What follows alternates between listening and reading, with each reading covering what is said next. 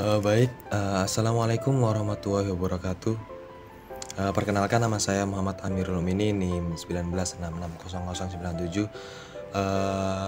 Pada video kali ini saya akan membahas tentang implementasi manajemen proyek dalam dunia arsitektur.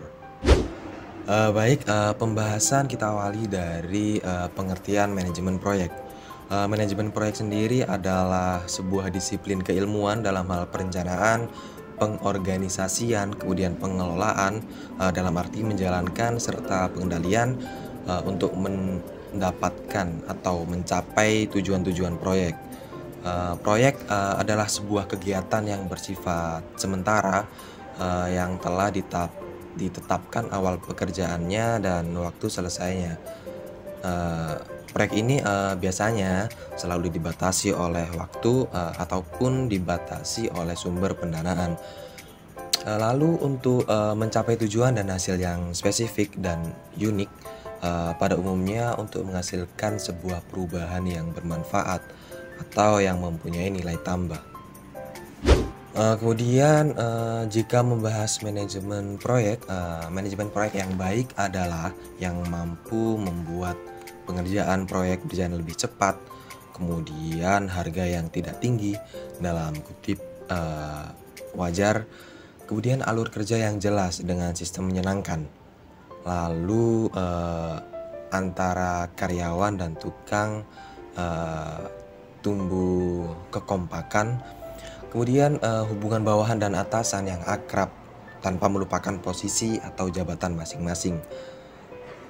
Kemudian semua manajer dan atasan mampu bertindak sebagai pemimpin, bukan sekedar hak orang yang memberi perintah atau membuat aturan saja.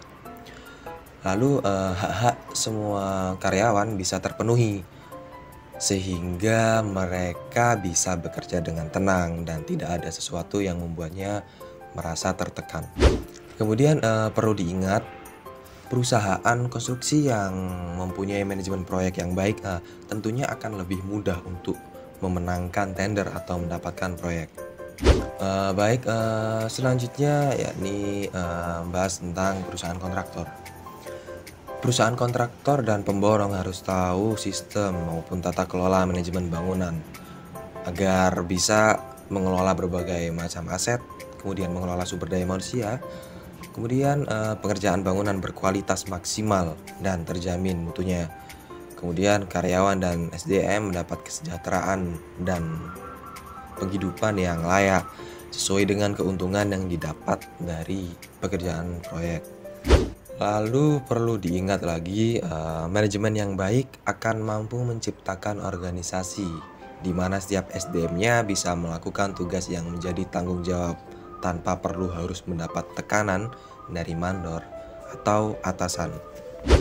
Kemudian beberapa bagian dalam organisasi yang sedang mengerjakan proyek bangunan secara garis besar antara lain adalah ada manajer proyek, kemudian ada manajer teknik atau site engineering manager, kemudian ada manajer lapangan atau site operational manager, kemudian ada sistem K3 atau keselamatan dan kesehatan kerja serta safety.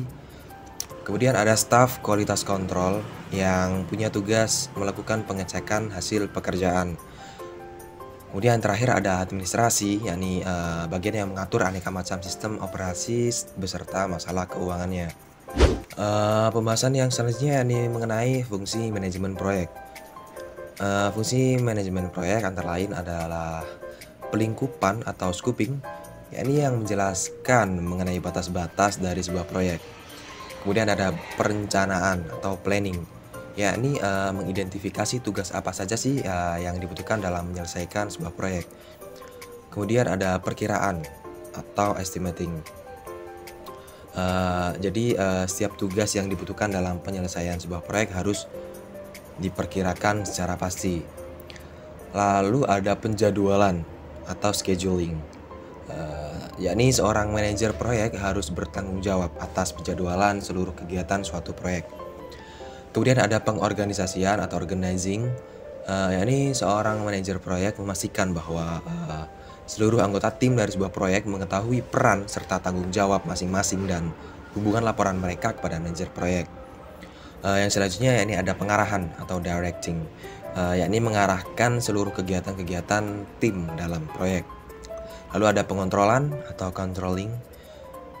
Fungsinya yakni pengontrolan atau pengendalian ini mungkin saja merupakan fungsi tersulit dan juga terpenting bagi seorang manajer proyek. Apakah proyek tersebut nantinya akan berjalan semestinya ataukah tidak? Lalu yang terakhir ada penutupan atau closing, yakni manajer proyek hendaknya selalu menilai keberhasilan atau kegagalan dalam kesimpulan dari sebuah proyek yang dijalani. Kemudian pembahasan yang selanjutnya ini ada tujuan manajemen proyek. Tujuan manajemen proyek sebenarnya adalah kegiatan manajemen proyek termasuk perencanaan pekerjaan, kemudian menilai risiko, memperkirakan sumber daya yang dibutuhkan untuk menyelesaikan pekerjaan, kemudian pengorganisasian pekerjaan untuk memperoleh sumber daya manusia dan material, kemudian menetapkan tugas, kegiatan mengarahkan, mengendalikan, serta pelaksanaan proyek. Kemudian melaporkan kemajuan dan menganalisis hasil. Sebagai di daerah lain bisnis, manajemen proyek untuk sistem informasi harus berurusan dengan 5 variabel utama. Yakni ada ruang lingkup, kemudian waktu, biaya, kualitas, dan resiko. Kemudian ruang lingkup proyek. Yang pertama ada menentukan waktu dimulainya proyek. Kemudian membuat perencanaan lingkup dari proyek yang akan dikerjakan. Selanjutnya ini penjabaran dari ruang lingkup proyek. Dan kemudian ada pengecekan proyek dan mengendalikan atas perubahan yang mungkin terjadi ketika proyek tersebut dimulai. Kemudian kita berada pada bagian inti, yakni yang membahas tentang implementasi manajemen proyek dalam dunia arsitektur. Di sini disebutkan beberapa contoh manajemen proyek, yakni yang pertama ada proyek konstruksi, yaitu sebuah proyek yang menghasilkan pembangunan gedung, kemudian jembatan, jalan raya, jalan tol, dan lain sebagainya. Kemudian ada proyek penelitian dan pembangunan, yaitu proyek yang menghasilkan suatu produk tertentu dengan maksud untuk memperbaiki maupun meningkatkan kualitas suatu produk, layanan, dan lain sebagainya.